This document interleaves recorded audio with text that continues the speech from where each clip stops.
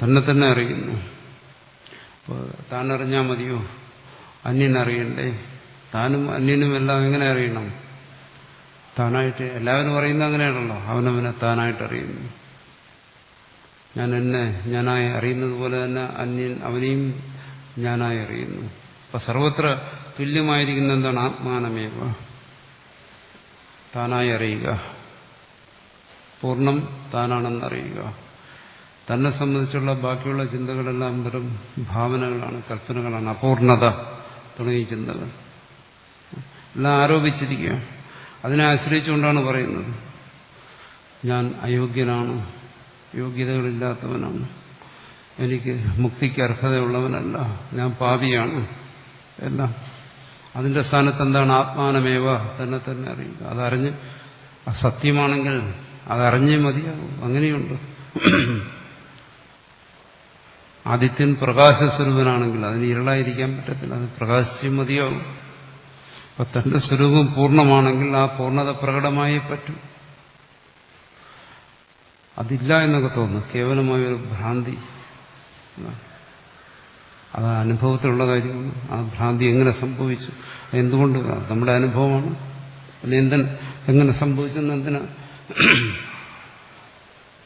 അത് അന്വേഷിക്കാൻ പോയിട്ട് എന്താ പ്രയോജനം? സൂര്യൻ പ്രകാശിക്കുന്നു, എങ്ങനെ പ്രകാശിക്കുന്നു?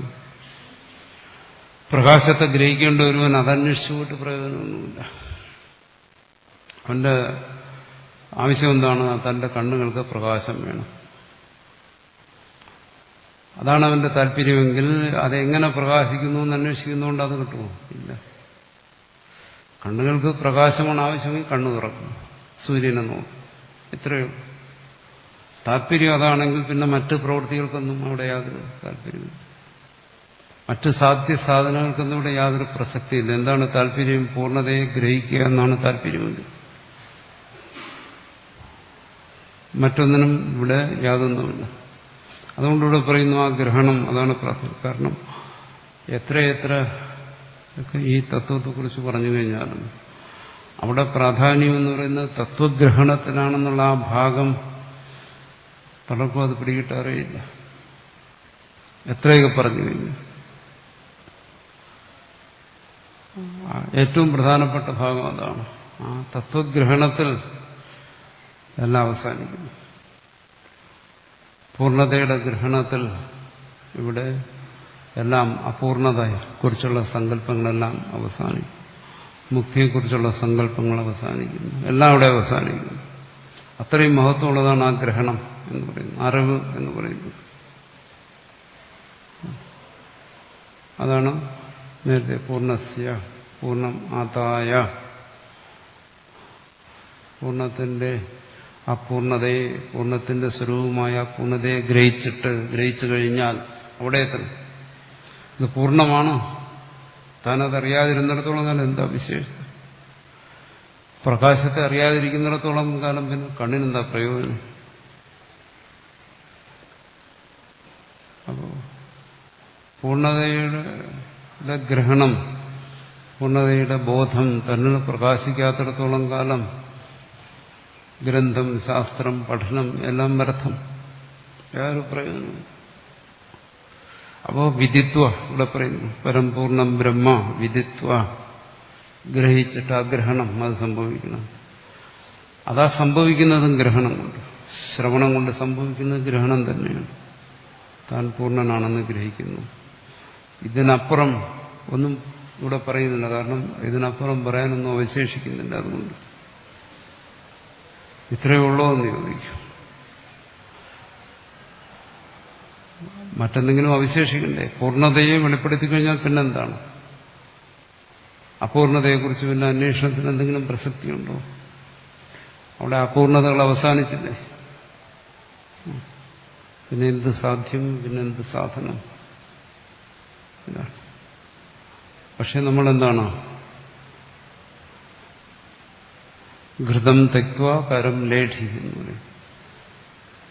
ഒരാളുടെ ഉള്ളം കൈയിലേക്ക് വെണ്ണ വെച്ചു കൊടുത്തപ്പോൾ അയാളെന്ത് ചെയ്തു? അല്ലെങ്കിൽ നെയ്യ് കൊടുത്തപ്പോൾ അയാളത് തട്ടിക്കളഞ്ഞിട്ട് ആ നെയ്യ് പറ്റിയ കൈ നക്കിയിട്ട് ആസ്വദിക്കുകയാണ്. അതാണ് തത്വത്തെ ശ്രവിച്ചതിന് ശേഷം ആ ശ്രവണത്തെ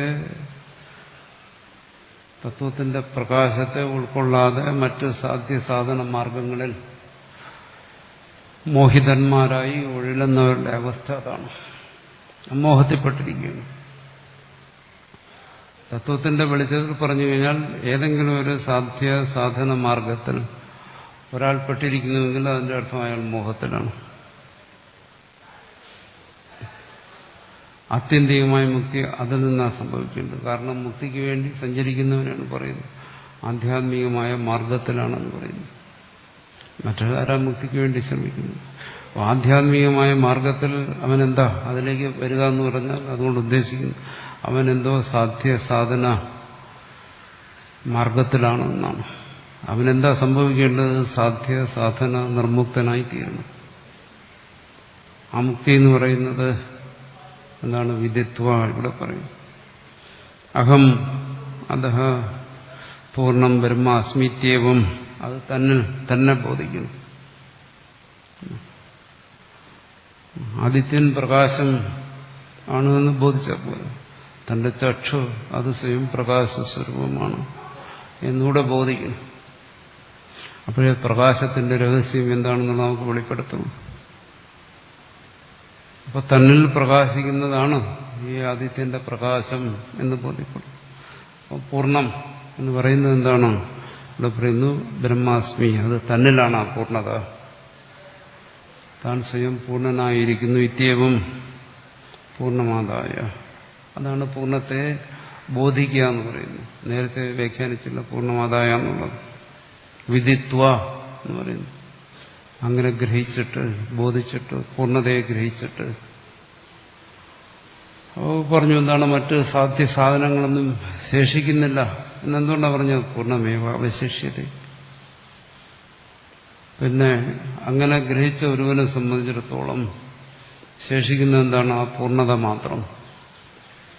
ആ പൂർണ്ണതയുടെ ബോധത്തെ ആശ്രയിച്ച് അയാൾ ചെയ്യുന്ന വ്യവഹാരങ്ങളെക്കുറിച്ചല്ല പറയുന്നു. വ്യവഹാരം എപ്പോഴും ഭേദദൃഷ്ടി ആശ്രയിച്ചിട്ടാണ്. അതുകൊണ്ട് വ്യവഹാരം അങ്ങനെ തന്നെ ഇരിക്കും. പൂർണ്ണതയുടെ ദൃഷ്ടിയിൽ പുരുഷൻ സ്ത്രീ എന്നുള്ള ബോധം നഷ്ടപ്പെടുന്നു എന്നുള്ളതല്ല. ബാല്യം യൗവനം വാർദ്ധക്യം തുടങ്ങിയ ബോധങ്ങൾ നഷ്ടപ്പെടുക എന്നുള്ളതല്ല. അതെല്ലാം സംഭവിക്കും. നന്മ തിന്മ ധർമ്മം അധർമ്മം ഈ ബോധങ്ങളെല്ലാം നഷ്ടപ്പെടുക എന്നുള്ളതല്ല. ആ ബോധങ്ങളെല്ലാം നഷ്ടപ്പെടുക എന്ന് പറയുന്നത് എന്താണ്? ഈ ബോധത്തിന് ഇനി എന്തെങ്കിലും തകരാറ് സംഭവിച്ചാലാണ് അതൊക്കെ നഷ്ടപ്പെട്ടു പോകുന്നത്. അല്ലെങ്കിൽ എന്താണ്? പ്രപഞ്ചഭാനം പ്രപഞ്ച പ്രതീതി അത് ഏതൊരു വ്യവസ്ഥയിലാണ് ഇവിടെ തുടർന്നു വരുന്നത് ആ അവസ്ഥയെ തന്നെ അത് പിന്തുടരും. അതിന് മാറ്റം വരത്തില്ല. പ്രകാശം എന്താണ്? അത് ഏകരൂപത്തിലുള്ളതാണ്. നമുക്കറിയാം എന്താ സ്വഭാവം. പ്രകാശം എന്നുള്ളതാണ് തന്നെ അതിന്റെ സ്വഭാവം. വെളിച്ചം ചക്ഷുരേന്ദ്രിയത്തിലൂടെ വിഷയങ്ങളെ കാണിച്ചു തരിക എന്നുള്ളതാണ്. അത് ഏക സ്വഭാവത്തിലിരുന്നിട്ടും അത് പ്രകാശിപ്പിക്കുന്ന വർണ്ണം അതെപ്പോഴും വൈവിധ്യമുള്ളത് തന്നെയായിരിക്കും. നീല, ചുവപ്പ്, കറുപ്പ്, പച്ച. അപ്പൊ പ്രകാശം ഏകസ്വരൂപമായതുകൊണ്ട് ഈ വർണ്ണങ്ങൾക്കെല്ലാം മാറ്റം വരണമെന്ന് വിചാരിച്ചാൽ അതൊരിക്കലും സാധ്യമല്ല. പ്രകാശത്തിന്റെ സഹായത്തോടുകൂടി ഇതിനെ ഗ്രഹിക്കുന്നിടത്തോളം കാലം അതിന് മാറ്റം വരത്തില്ല. അല്ലെങ്കിൽ കണ്ണ് പ്രകാശത്തെ സ്വീകരിക്കാൻ കഴിവില്ലാതെ വരണം, അന്ധനായി പോകണം. കേവലം അന്ധത എന്ന് പറയുന്ന ഏകരൂപം, ബാക്കി എല്ലാ രൂപങ്ങളും പോയി. അതുകൊണ്ട് എപ്പോഴാണോ ആ ജീവന്റെ ഉള്ളിൽ ബോധം സ്ഫുരിച്ചുകൊണ്ടിരിക്കുന്നത്, എങ്ങനെയാണോ അതിന്റെ ജോലി എന്താണ്? എന്തിനാ ഈ ബോധം സ്ഫുരിക്കുന്നത്? പൂർണ്ണമായിരിക്കുന്ന ബോധം എന്തിനാ സ്ഫുരിക്കുന്നത്? അത് ഈ നാനാത്വത്തെ പ്രകാശിപ്പിക്കാൻ വേണ്ടി തന്നെയാണ്. നാമരൂപങ്ങളെ പ്രകാശിപ്പിക്കാൻ വേണ്ടി തന്നെയാണ് അത് പ്രകാശിക്കുന്നത്. അതതിന്റെ ജോലിയാണ്, അതിന്റെ ധർമ്മമാണ്, അതിന്റെ സ്വഭാവമാണ്, അതതിന് സഹജമാണ്. അതിനെ മാറ്റാൻ കഴിയില്ല. അത് തന്നെ എന്ത് ചെയ്യുന്നു? പരമാർത്ഥത്തെയും ബോധിപ്പിക്കുന്നു. അങ്ങനെ പൂർണ്ണം എന്ന് ബോധിപ്പിക്കുന്നു.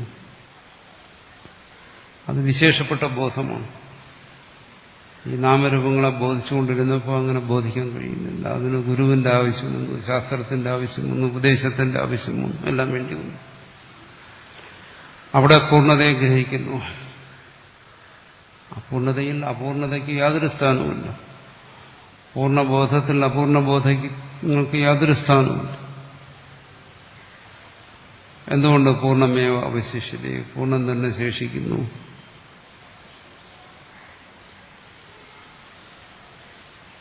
എപ്പോ?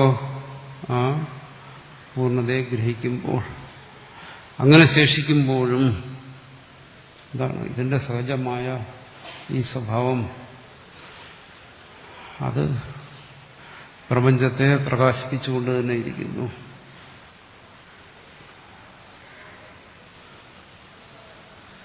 പ്രപഞ്ചം അനുഭവപ്പെട്ടുകൊണ്ട് തന്നെ ഇരിക്കുന്നു. എങ്ങനെ? പ്രപഞ്ചം അതിന്റെ സ്വരൂപത്തിൽ.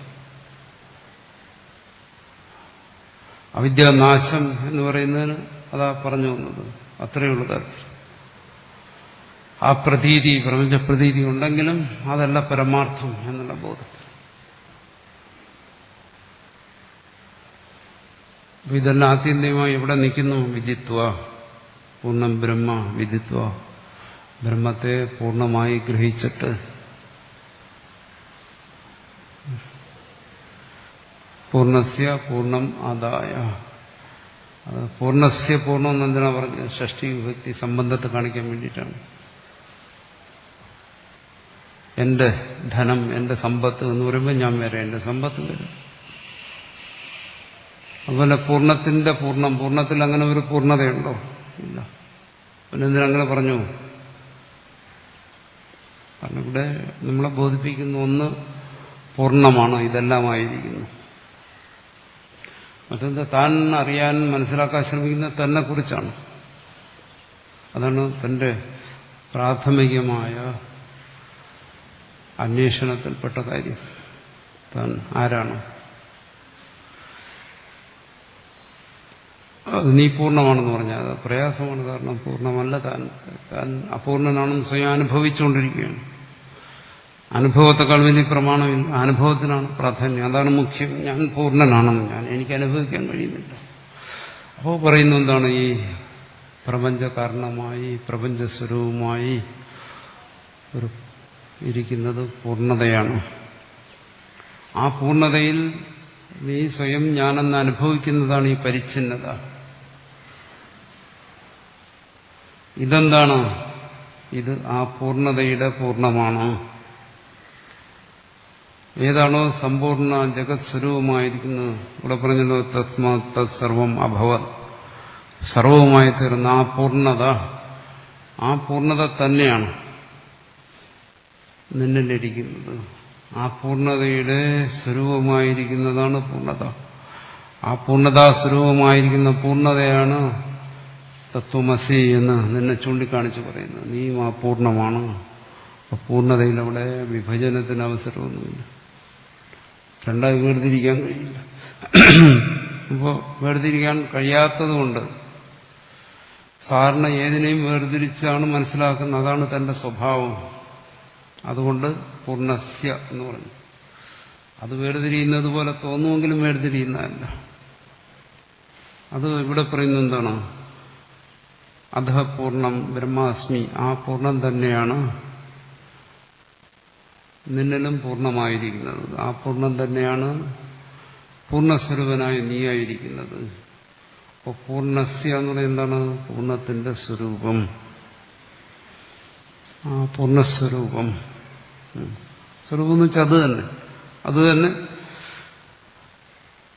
ആദായ ആഗ്രഹിച്ചിട്ട് എന്തായി? താനായി. പൂർണ്ണം ബ്രഹ്മാസ്മി അങ്ങനെ ഗ്രഹിക്കണം. താൻ തന്നെയാണ്. ഇവിടെ ഈ പൂർണ്ണം എന്ന് പറയുന്നത് തന്നെക്കുറിച്ച് തന്നെയാണ്. ശ്രോതമായിരിക്കുന്ന തന്നെക്കുറിച്ച് തന്നെയാണ് പറയുന്നത്. പൂർണ്ണം ബ്രഹ്മാസ്മി, അതിനെയാണ് ബ്രഹ്മ എന്നൊന്നും പറഞ്ഞത്. ആത്മാവാ ഇതം ആസി, സർവത്ര പറഞ്ഞത് ആ പൂർണ്ണത്തെക്കുറിച്ചാണ്. ഇത്യവം പൂർണ്ണം ആദായ. ഇപ്പൊ പൂർണ്ണം ആദായം എന്ന് പറഞ്ഞാൽ വിദിത്വ. ഇവിടെ ഉപദേശിച്ച തരത്തിൽ എങ്ങനെയാണോ ശ്രവിച്ചത് ആ തരത്തിൽ. ഉപദേശിച്ച തരത്തിലെന്ന് പറഞ്ഞാൽ പോരാ. കാരണം ഉപദേശിച്ചത് തന്നെ ശ്രവിക്കണം. ഉപദേശിച്ചത് ഒന്ന്, ശ്രവിച്ചത് മറ്റൊന്നാകാൻ പാടില്ല. പറയുന്നതൊന്ന്, കേൾക്കുന്നത് മറ്റൊന്നങ്ങനെ ആകാൻ പാടില്ല. ഇവിടെ പൂർണ്ണത്തെയാണ് ഉപദേശിക്കുന്നതെങ്കിൽ പൂർണ്ണത്തെ തന്നെയാണ് ഗ്രഹിച്ചത്. രണ്ടു തമ്മിൽ വ്യത്യാസമില്ല. ആര്? പൂർണ്ണം ബ്രഹ്മാസ്മി, താൻ തന്നെ അങ്ങനെ ഗ്രഹിച്ചിട്ട് അറിഞ്ഞാൽ എന്താ അതുകൊണ്ട് സംഭവിക്കുന്നത്? അതാണ് മുമ്പ് പറഞ്ഞത്. ഈ അപൂർണ ചിന്തകളെല്ലാം പോകുന്നു, അവിദ്യാചിന്തകളെല്ലാം പോകുന്നു. അതാണ് ഇതിന് തടസ്സമായി നിന്നത്. ആ തടസ്സത്തെ മാറ്റുന്നു. ആ തടസ്സം കാര്യമായ കാര്യമല്ല. ഇതുപോലെയുള്ളൂ. എന്താണോ വെളിച്ചത്തിന് ഇരുള് തടസ്സമായി നിൽക്കുന്നു എന്ന് പറയുന്ന പോലെയുള്ളൂ. ഒരിക്കലും വെളിച്ചത്തിന് ഇരുളിന് തടസ്സമായി നിൽക്കാൻ പറ്റില്ല. കാരണം വെളിച്ചത്തിൽ സ്വയം നിലനിൽപ്പില്ലാതായിത്തീരുന്ന ഒന്നാണ് ഇരുള്. അതിനെങ്ങനെ വെളിച്ചത്തിന് തടസ്സമായി നിൽക്കാൻ പറ്റും? എന്നാലും നമ്മളങ്ങനെ പറയാറുണ്ട്, ഇരുട്ട് തടസ്സമാണ്. എന്തിനു തടസ്സം? വെളിച്ചത്തിന്. ശരിയാണോ? ഒരിക്കലും ശരിയല്ലാത്ത കാര്യമാണ്. അതുപോലെ ഈ വിദ്യയ്ക്ക് അവിദ്യ ഒരിക്കലും തടസ്സമല്ല. അവിദ്യയ്ക്ക് വിദ്യയ്ക്ക് തടസ്സമായി നിൽക്കാൻ കഴിയില്ല. അതൊരിക്കലും സാധിക്കുന്ന കാര്യമല്ല. അത് വെളിച്ചത്തിലെ നിഴല് പോലെയുള്ളൂ. വെളിച്ചത്തിലെ നിഴല് എന്ന് പറയുന്നത് വാസ്തവത്തിൽ വെളിച്ചത്തിന് എന്തെങ്കിലും തരത്തിൽ പ്രതിബന്ധത്തെ സൃഷ്ടിക്കുന്നു എന്നല്ല. അതുകൊണ്ടിവിടെ പറയുന്നു തിരസ്കൃത്യ അപൂർണ രൂപത. അത് പറയാൻ വേണ്ടിയിട്ടാണ് ഇത്രയും വിശദീകരിച്ചത്. അപൂർണ രൂപതയെ തിരസ്കരിക്കുക. അതാണ് തിരസ്കൃത്യ. ആധ്യാത്മികത എന്ന് പറയുന്നതിന്റെ സാരസർവസ്വമായിരിക്കുന്ന ഈ ഒരു കാര്യമാണ്. എന്താണ്? തന്റെ അപൂർണതയെ തിരസ്കരിക്കുക. എങ്ങനെ തിരസ്കരിക്കാൻ പറ്റും? വിദ്യ കൊണ്ട്. എന്തുകൊണ്ട് അപൂർണത? വിദ്യയാണ്. കേവലം ഒരു ഭ്രാന്തിയാണ്, ഒരു വിഭ്രമമാണ്. അപ്പൊ ഇത് മനസ്സിലാക്കിയാൽ പിന്നെ ഇവിടെ തിരസ്കരിക്കാൻ എന്താ ഉള്ളത്? ഇത് അസത്യമെന്ന് ബോധിച്ചു കഴിഞ്ഞാൽ പിന്നെ തിരസ്കരിക്കാൻ എന്താ ഉള്ളത്? അതിനാണ് പറയുന്നത് പൂർണ്ണബോധം. ഒന്ന് പറയുന്നത് ബോധം പൂർണ്ണസ്വരൂപമാണ്, അതൊന്ന്. രണ്ടാമത് പറയുന്നത് എന്താണ്? ആ പൂർണ്ണസ്വരൂപമായിരിക്കുന്ന ആ ബോധത്തെക്കുറിച്ചുള്ള ബോധം, അത് പൂർണ്ണമാണ്. അപ്പോൾ ഇത് പൂർണ്ണമാണ്, അത് പൂർണ്ണമാണ്, രണ്ട് പൂർണ്ണതയെക്കുറിച്ചല്ല പറയുന്നത്. അത് ഏകരസമാണ് പറഞ്ഞല്ലോ, ഏക സ്വഭാവമാണ് പൂർണ്ണത്വം.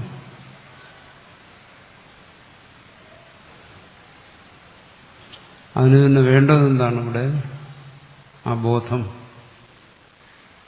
വിദിത്വ അഹമത പൂർണ്ണം ബ്രഹ്മാസ്മിത്യേവം പൂർണ്ണമാദായ. അതിന് രണ്ട് ഭാഗമുണ്ട്. ആദായ എന്ന് പറയുന്ന ലബന്ധത്തിന് ഗ്രഹണാർത്ഥമാണ്, എടുക്കുക എന്നുള്ളതാണ്. ഇവിടെ എടുക്കാനും പിടിക്കാനും കൊടുക്കാനും ഒന്നുമില്ല.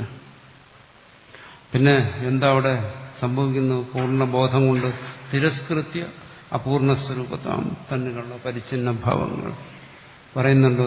ഞാൻ ദുർബലനാണ്, ഞാൻ അല്പനാണ്, ഞാൻ കൊള്ളരുതാത്തവനാണ്, ശേഷിയില്ലാത്തവനാണ്, എനിക്ക് എത്രയോ ജന്മങ്ങളുണ്ട്, എത്രയോ ജന്മങ്ങൾ കഴിഞ്ഞു, മുക്തിക്ക് വേണ്ടി എനിക്ക് ഒരുപാട് കാര്യങ്ങൾ ചെയ്യാനുണ്ട്.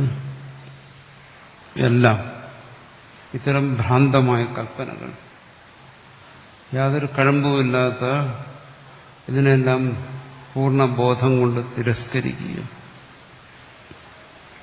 പൂർണ്ണതയെക്കുറിച്ചല്ലാതെ മറ്റൊരു സങ്കല്പങ്ങൾക്കും തന്റെ ഉള്ളിൽ സത്യമായി നിലനിൽക്കാൻ ഇടം കൊടുക്കാതിരിക്കുക. അതാണ് വേണ്ടത്. തന്റെ ഉള്ളിൽ ഒരുപാട് സങ്കല്പങ്ങൾ വരുന്നുണ്ടല്ലോ, ഏതുപോലെ വന്നോട്ടെ, പൊയ്ക്കോട്ടെ, പക്ഷെ സത്യമായി നിലനിൽക്കാൻ പാടില്ല. അതെല്ലാം കൽപ്പനകളാണെന്ന് തിരിച്ചറിയണം. പരമാർത്ഥബോധം കൊണ്ടേ അത് സാധ്യമാകും. പരമാർത്ഥം ഇന്നതാണെന്ന് ഗ്രഹിച്ചു കഴിഞ്ഞാൽ തിരിച്ചറിയാം, ഇന്നതാണ് കൽപ്പന. രജ്ജുവിനെ രജ്ജുവായി തിരിഞ്ഞറിഞ്ഞപ്പോൾ അപ്പോൾ മനസ്സിലായത് ആ സർപ്പം ഒരു കൽപ്പനയായിരുന്നു.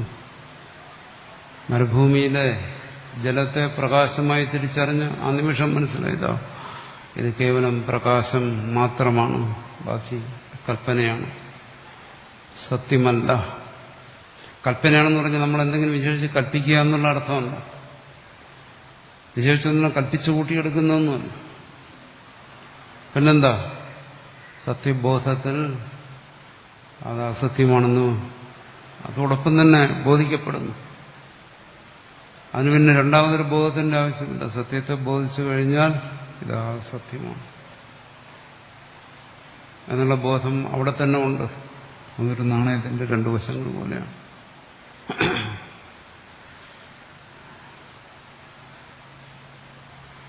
രണ്ടു ബോധത്തിന്റെ ആവശ്യം അവിടെ ഇല്ല. അത് വരുന്നു പൂർണ്ണമാതായ തിരസ്കൃത്യ അപൂർണ രൂപത്താം. ഈ ഒരു ഭാഗമാണ് ഏറ്റവും പ്രധാനപ്പെട്ട ഒരു കാര്യം. എന്തുകൊണ്ട്? നേരത്തെ പറഞ്ഞല്ലോ, ആധ്യാത്മിക മാർഗം എന്ന് പറഞ്ഞു പലതരത്തിലുള്ള സാധ്യ സാധനങ്ങളിൽ കലങ്ങി മറിഞ്ഞ മനസ്സോടുകൂടിയാണ് അദ്വൈത ബോധമില്ലാത്ത സർവരും മുമ്പോട്ട് പോയിക്കൊണ്ടിരിക്കുന്നു. ഇതിന്റെ പ്രയോജനം എന്താണ്? ഈ ചർച്ചയുടെ ദീർഘമായ ഒരു അദ്വൈത ചർച്ചയുടെ പ്രയോജനം എന്താണ്? ഏതെങ്കിലും ഗ്രന്ഥത്തിന്റെ ഉള്ളടക്കത്തെ മനസ്സിലാക്കുകയോ താൻ ഇതുവരെ നേടിയ അറിവിന് കൂടുതൽ വ്യാപ്തി ഉണ്ടാക്കുകയോ ഒന്നുമല്ല. അതൊന്നുമല്ല. ഇവിടെ യാതൊരു പ്രസക്തിയും.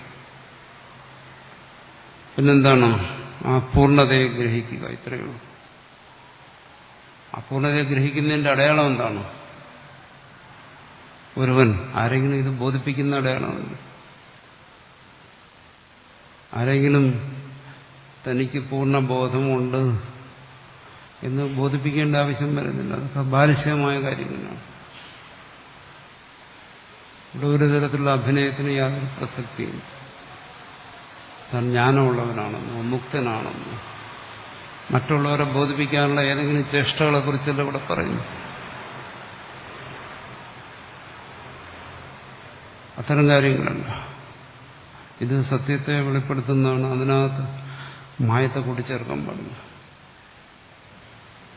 അതൊക്കെ വലിയ ആത്മവഞ്ചനയായി. എന്തെങ്കിലും തന്നിലുണ്ടെന്ന് മറ്റുള്ളവരെ ബോധിപ്പിക്കാൻ ശ്രമിച്ചാൽ വാസ്തവത്തിൽ അവൻ ആത്മാവിനെ വഞ്ചിക്കുന്നു. എന്തുകൊണ്ട്?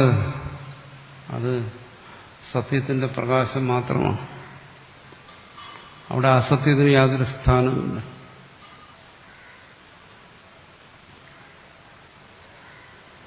അപ്പോൾ ഇവിടെ അതിനെയാണ് തിരസ്കരിക്കുന്നത്. ആ അസത്യത്തെ, അസത്യഭാവനകളെ തിരസ്കൃത്യ അപൂർണ രൂപതാം അവിദ്യാകൃതം. അതാണ് ഇവിടെ അവിദ്യാകൃതം എന്ന് പറഞ്ഞത്. നേരത്തെ പറഞ്ഞല്ലോ അവിദ്യ എന്ന് എന്തുകൊണ്ട് പറഞ്ഞു? അതെല്ലാം ഈ തിരസ്കാരത്തിന് വിധേയമാണ്. അസത്യമാണെന്നുള്ള ബോധം, അത് തന്നെ തിരസ്കാരം. വേറെ തിരസ്കാരമൊന്നുമില്ല. നേഹനാനാസ്തി കിഞ്ചന. എന്താ ബോധിച്ചത്? നേഹനാനാസ്തി കിഞ്ചന എന്ന് പറഞ്ഞു. സത്യത്തെ ബോധിച്ചു. നാനാത്വത്തിന്റെ നിഷേധം അവിടെ സ്വാഭാവികമായി സംഭവിച്ചു.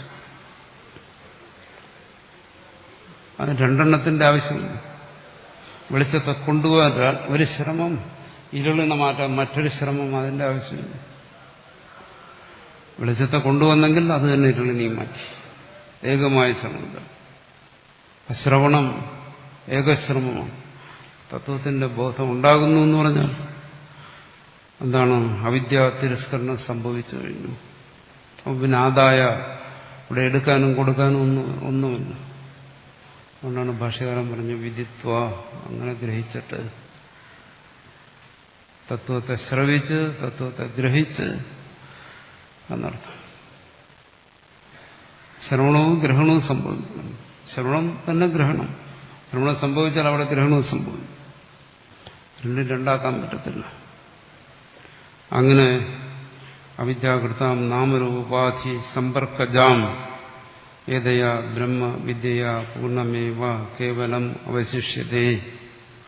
ഈ ബ്രഹ്മവിദ്യ ഉണ്ട്. ഇവിടെ പറയുന്നുണ്ടല്ലോ ബ്രഹ്മവിദ്യ, അറിവ്, പരമാർത്ഥ ബോധം, ബ്രഹ്മം, പൂർണ്ണം, പരമാർത്ഥം എന്നെല്ലാം നമ്മൾ പറഞ്ഞു. ഈ ബ്രഹ്മബോധം കൊണ്ട് പൂർണ്ണമേവ കേവലം അവശിഷ്യത്തെ. അവിടെ അവന് പൂർണ്ണതയെ അറിയാൻ കഴിയും. ആ ശ്രോതാവിനെ സംബന്ധിച്ച് അവശേഷിക്കുന്നത് പൂർണ്ണത മാത്രമാണ്. ഇവിടെ അവശേഷിക്കാൻ പൂർണ്ണത മാത്രം എഴുതുന്നുണ്ട്. പൂർണ്ണത സത്സ്വരൂപമാണ്. അവശേഷിക്കുക എന്ന് പറയുന്നത് എന്താണ്? സത്താണ്. സത്തിനാണ് നമ്മൾ ശേഷിക്കുന്നു എന്ന് പറയുന്നത്. അപ്പൊ അത് മാത്രം അവശേഷിക്കുന്നു. കേവലം അവശേഷ്യത്തെ. അപ്പോൾ അവിടെ അപൂർണ ചിന്തകൾക്ക്, പരിമിതമായ ചിന്തകൾക്ക് ഒന്നും യാതൊരു സ്ഥാനവുമില്ല. സച്ചിദാനന്ദം പരിപൂർണം എന്നുള്ള കേവലമായ ബോധം, അതുമാത്രം. അതാണ് കേവലം അവശേഷ്യത്തെ. പിന്നെ നിഷേധിക്കുന്നതിനെല്ലാം ചേർത്ത് പറയുന്നു നാമരൂപ ഉപാധി സർവരഭജാം. ബാക്കിയുള്ള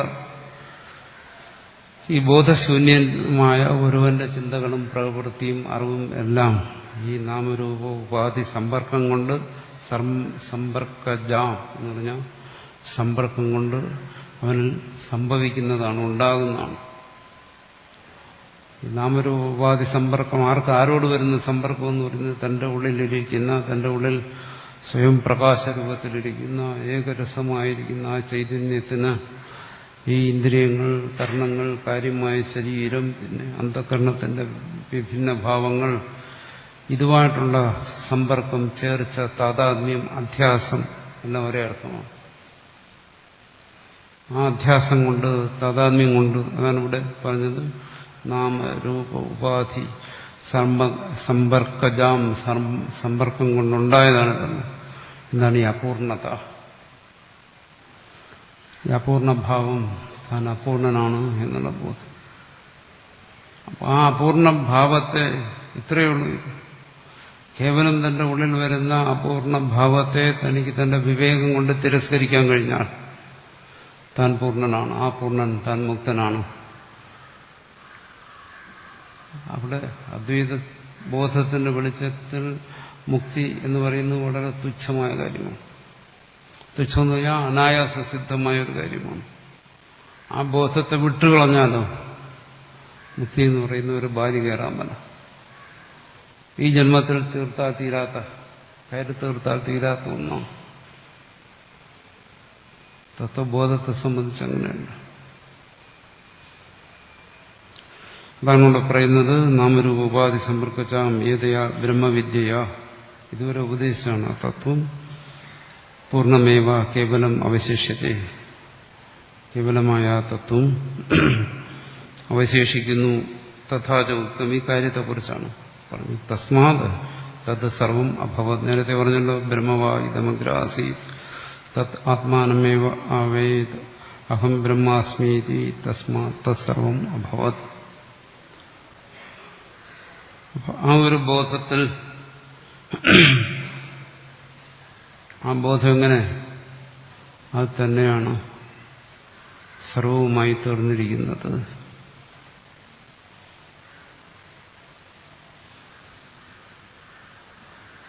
അതാണ്, അത് തന്നെയാണ് സർവവുമായി. തസ്മാത് തത്സർവം അഭവത്. അത് തന്നെയാണ്. അതിനപ്പുറം ഇതിന് ഒന്നും പറയാനില്ല. അതാണ് ബ്രഹ്മേ വേദം സർവം ആത്മീയ വേദം സർവം സർവം ഖണ്ഡിതം ബ്രഹ്മ. എത്രയോ വാക്യങ്ങളിൽ പറഞ്ഞത് ആ കാര്യമാണ്. അത് പറയുന്നതിന് അത് തസ്മാത് ഹേതു പറയുകയാണ്. അങ്ങനെ പറയുന്നതിനൊരു കാരണമുണ്ട്, വെറുതെ പറയുന്നു. അങ്ങനെ അത് ബോധിക്കാൻ കഴിയും, അങ്ങനെ ഗ്രഹിക്കാൻ കഴിയും. അങ്ങനെ ഗ്രഹിച്ചിട്ട് പറയുകയാണ്. അത് തന്നെയാണ് ഇത് സർവവുമായിരിക്കുന്നത്. അവിടെ ഭേദത്തെ ആത്യന്തികമായി, കാരണം അടുത്തിനി വരുന്ന ഭേദാഭേദത്തെക്കുറിച്ച് ചിന്തിക്കുകയാണ്. അതുകൊണ്ട് ഭേദത്തെ പൂർണ്ണമായി നിഷേധിക്കാൻ വേണ്ടി പറയും. അത് തന്നെയാണ് സർവവുമായി തീർന്നത്.